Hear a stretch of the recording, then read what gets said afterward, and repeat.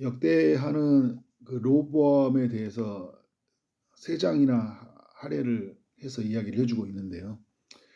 그 임기 초기에는 무거운 멍에를 벗어달라는 백성들의 요구를 듣지 못한 것 때문에 나라가 두 개로 분열되는 아픔을 겪어야 했습니다.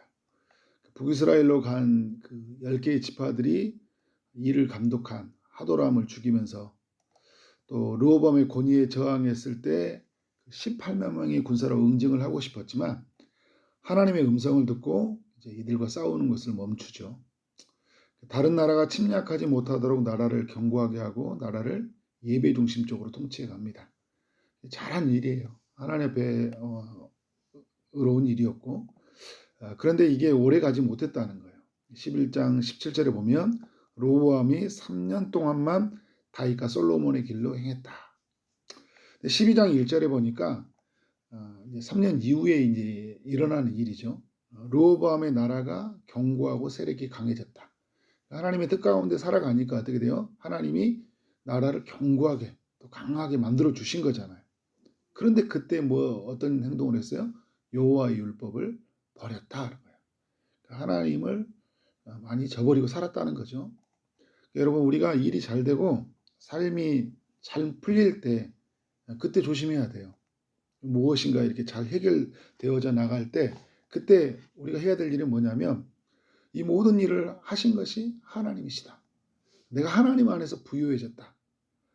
내가 하나님 안에서 이 모든 것이 강해질 수 있었고 나는 이 온전함을 이룰 수 있었다라는 그런 고백적 삶이 있어야 돼요. 고백적 삶입니다. 고백하며 그렇게 사는 거죠. 사람들의 칭찬의 소리, 이런 소리가 하나님이 들려주는 소리보다 더 커서는 안 돼요. 하나님의 음성을 들었던 사람이잖아요. 끊임없이 하나님의 음성을 들어야 되겠죠. 여러분, 이 르호보암만 하나님의 그 율법을 버렸던 것이 아니라 1절 하반절을 보면 온 이스라엘이 본받았다 이야기를 하는 거예요. 여러분, 이 사람들이 죄를 배워가는 힘이 강하잖아요. 선은 그렇게 가르쳐줘도 잘 안 따라가서 하는데 죄는 보는 것만 해도 따라가요. 뭐라고 이렇게 죄를 어떻게 지라고 말을 하지 않아도 딱 보기만 해도 나를 금방 습득해요. 배워가는 힘이 강하다는 거죠. 그래서 우리가 그런 면에서 경건하게 서 있어야 돼요. 우리의 자녀들이, 우리의 다음 세대들이, 주변의 사람들이 우리의 제된 모습을 금방 닮아가요. 내가 기도하지 않고 있잖아요. 그럼 같이 기도하지 않아요. 말씀 앞에 서지 않으면 같이 안 서요. 그런 면에서 내가 깨어 있어야 된다. 하나님의 나라는 나로부터 시작되어진다. 이걸 꼭 기억하고 사는 여러분 되기를 원합니다. 모두가 여호와의 율법을 버린 것에 대한 결과가 뭐예요? 2절에 보니까 르호보암 왕 제5년에 애굽왕 시삭이 예루살렘을 치러 올라왔다고 해요. 이 애굽왕 시삭이 1200대의 병거, 6만 명의 마병을 데리고 왔는데 이뿐이 아니죠. 연합군과 함께 쳐들어왔어요. 여러 많은 나라들이 함께 그 리비아, 구스 사람, 이런 많은 사람들과 함께 쳐들어온 거잖아요. 평화롭던 나라가 갑자기 공포의 분위기가 되었어요. 경제, 정치, 나라 모든 시스템이 마비가 되어버렸어요. 여러분, 하나님을 떠난 삶의 결과에 어느 날 갑자기 우리 삶에 마비가 찾아오는 거예요. 헤아릴 수 없는 많은 것들이 우리의 삶에 쳐들어오는 거죠. 그래서 여러분, 마음에 이제 공포만 남게 되는 때가 올 수 있는 거예요. 그런 면에서 늘 깨어있는 게 굉장히 중요한데, 여러분 말씀을 보면 제5년 때 쳐들어왔다고 하잖아요. 3년 때까지 이 르호보암이 하나님 앞에서 믿음을 다해 살았거든요. 5년째 침공을 받았다. 이 말은 무슨 말일까요? 2년 동안은 마음을 돌이킬 수 있는 시간이 있었다는 거예요. 그러니까 3년 지나서 여호와의 법을 떠나니까 곧바로 쳐들어온 게 아니라 5년이 지나서 돼서 쳐들어온 거잖아요. 그러니까 2년 동안에 막 아무 일 없었던 거잖아요. 평화가 유지됐었거든요. 그러니까 하나님을 섬기지 않아도 별일이 안 일어난 거예요. 괜찮네. 근데 5년 때 어떻게 된 거예요? 5년 때 애굽왕 시삭이 쳐들어온 거예요. 그 2년 동안 아무 일 없었다 해서 편안하게 사는 것이 아니라 내가 하나님 앞에서 이렇게 살아서는 안 된다. 후회와 자책만 하는 것이 아니라 어떻게 돼요? 깨어서 하나님 앞에서 엎드리고 내가 하나님 말씀 앞에서 살지 못하는 모습은 무엇인지, 내가 하나님을 예배하기 위해서 예배하며 살기 위해서 내가 할 것은 무엇인지를 날마다 살피며 살아가는 거 굉장히 중요하죠. 그런데 그렇게 살피지 않았고 애굽에 의해서 엄청난 시련을 당합니다. 그러니까 어제 내용을 보면 북이스라엘을 응징하기 위해서 18만 명의 군사를 모집했잖아요. 제가 유다의 군사들이 굉장히 용맹하고 강한 용사들이라고 했는데 또 베냐민도 마찬가지예요. 근데 여러분 애굽이 이렇게 많은 왕과 여러 나라들을 같이 끌고 오니까요. 자기가 강했던 것도 아무 도움이 안 되는 거예요. 자신의 힘을 많이 의지했었죠. 근데 하나님이 어떻게 돼요? 그 힘을 의지하는 것을 꺾기 위해서 더 큰 힘을 가지고 그 사람에게 다가오는 거예요. 완전히 무너져 버리잖아요. 이런 고통을 겪는 이 르호보암에게 선지자 스마야를 통해 하나님의 음성이 또 들려와요. 5절 하반절에 보니까 너희가 나를 버렸으므로 나도 너희를 버려 시삭의 손에 넘겨놓으라. 너희가 나를 버렸어? 나도 너를 버릴 거야. 시삭이라는 사람에게 더 큰 힘을 가진 사람, 그 사람보다 더 부유한 사람에 의해서 완전히 어떻게 되는 거예요? 무너져 버리게 하신 거예요. 하나님의 음성을 들은 르호보암과 그 다음에 지도자들이 스스로 겸비하여 의로우신 하나님께 나아갔다, 이런 표현을 쓰고 있어요.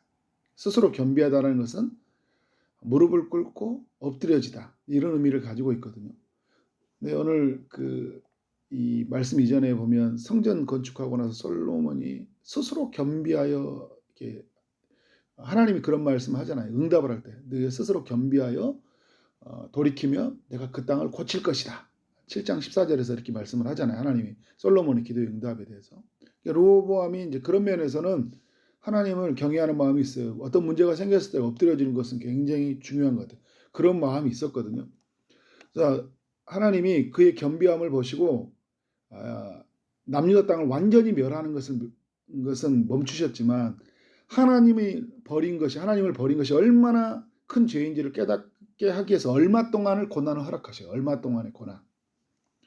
얼마 동안 시삭의 종이 되게 하신 거예요.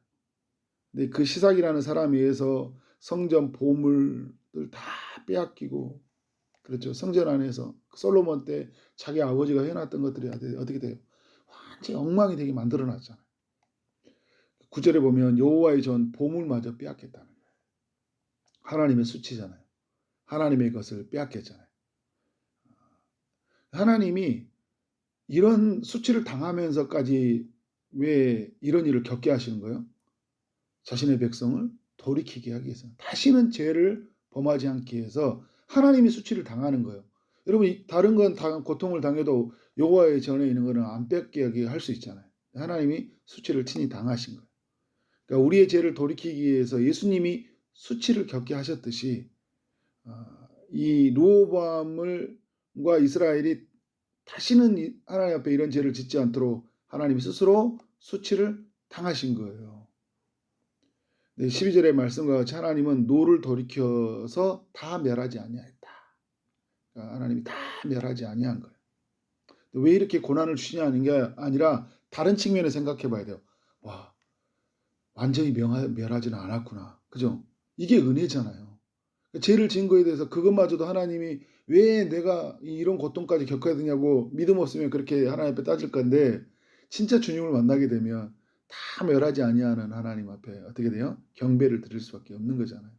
여러분, 시내산 아래에서 이스라엘이 금송아지 숭배할 때요, 그 레인에 의해서 그 사람들 3,000명인가를 그들이 척결할 때 다 멸하지 않았거든요. 이게 은혜인 거예요. 하나님이 다 멸하려고 했어요. 모세의 기도를 통해 다 멸하지 않았다니까요. 근데 르호보암이 어떤 삶을 사냐면 이제 이후에 그의 삶의 평가가 나오고 있어요. 13절 이후부터 그가 이제 어떤 삶을 살았을 때 왕으로 있는 17년 동안 하나님 앞에서 악을 행하는 삶이었다라는 거예요. 여호와를 구하는 것에 있어서 14절에 보니까 마음을 굳게 하지 않았다는 거예요. 그 마음을 굳게 한 시간이 언제까지였어요? 3년까지였어요. 5년째가 되었을 때 잠깐 어떻게 됐어요? 잠깐 마음을 돌이키는 것 같았지만 금방 그 고난이 끝나고 나니까 어떻게 됐어요? 제자리 탄성의 법칙이죠. 스프링이죠. 갔다가 어떻게 돼요? 힘드니까 아 주여 하다가 어떻게 돼요? 다시 언제 그러냐는 듯이 악을 행하는 게 바로 르호보암이었어요. 인생 전체를 보면 그의 삶은 평가가 어떤 이야기예요? 마음을 굳게 하지 아니하는 인생이었다. 그래서 15절에 어떤 일이 일어납니까? 마지막 절에 보니까 르호보암과 여로보암 사이 항상 전쟁이 있으리라.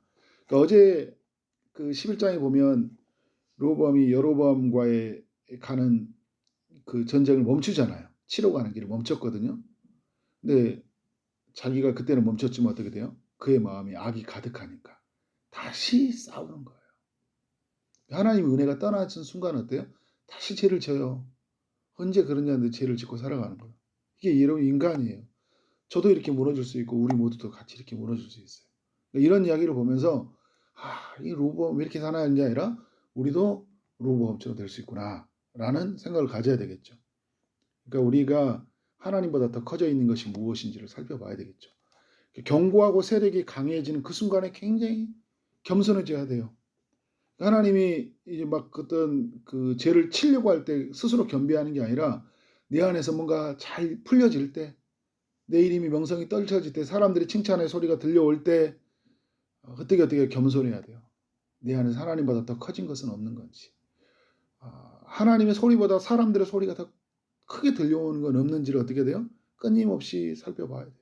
혹시 돈을 의지하지 않는지, 사람을 의지하지 않는지를 살펴봐야 돼요. 그래서 우리 공동체 모두가, 나와 공동체가 누구만을 섬겨야 될까요? 하나님만을 섬겨야 돼요.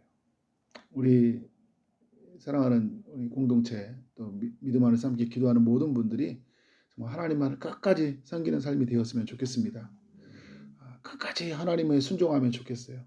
얼마 동안만 순종하는 삶이 아니라요, 끝까지 하나님의 말씀에 순종하고 마지막 그날까지 정말 하나님 앞에서 내 마음을 드리고 삶을 드리고 내 공동체와 주변에 있는 사람들이 정말 하나님의 뜻을 따라 살아가는데 그렇게 여러분이 초석이 되어지기를 원합니다. 여러분, 하나님의 나라가 여러분으로부터 시작되어지기를 주님 이름으로 축원합니다. 기도하도록 하겠습니다. 하나님 아버지, 역대하 12장을 묵상하게 하시니 감사합니다. 하나님 한 주 동안 역대하 말씀을 통해서 은혜 주시니 감사합니다. 일이 잘 되고 잘 풀릴 때 모든 것을 하나님이 하셨다고 고백하는 우리의 삶이 되게 하여 주옵소서. 어떤 일이 있더라도 하나님 말씀을 저버리지 않도록 우리의 마음을 굳건하게 하나님 나갈 수 있도록 우리를 붙잡아 주옵소서. 혹 죄를 지었을 때 스스로 겸비하여 하나님께 나아가 긍휼을 구하는 우리 모두가 되게 하여 주옵소서. 얼마 동안만이 아닌 끝까지 하나님의 뜻에 순종하는 우리의 삶이 되기를 소망합니다. 우리를 축복하여 주옵소서. 하나님, 오늘도 주의 응답을 기다리는 일이 있습니다. 주님이 찾아가셔서 치료하시고 은혜를 베풀어 주시길 원합니다. 하나님, 수술을 했던 지체들이 있습니다. 하나님께서 그 몸들을 지키시고 보호하여 주옵소서. 또 여러 치료를 바라고 있는 성도들 있사오니 주님께서 찾아가시고 피붓는 손으로 안수하시고 깨끗하게 나음 얻을 수 있도록 역사하여 주옵소서. 취업을 준비한 이들, 결혼을 준비하고 임신을 준비하고 출산을 준비한 이들이 있습니다. 은혜를 베풀어 주옵소서. 바라고 소원하는 여러 기도의 제목이 있습니다. 주님 뜻 가운데 응답되는 역사가 있도록 주님께서 함께하여 주옵소서. 오늘 하루를 주신 하나님, 만나는 모든 사람들에게 주님의 사랑을 흘려보내게 하여 주시고 성령의 충만함을 주시고 힘을 주시고 지혜를 허락하여 주옵소서. 주어진 일 최선을 다하며 일할 수 있도록 주님께서 모든 여건을 허락하시며 끝까지 하나님의 뜻에 순종하는 하루가 될 수 있도록 역사하여 주옵소서. 예수 그리스도 이름으로 기도를 쌓옵나이다. 아멘.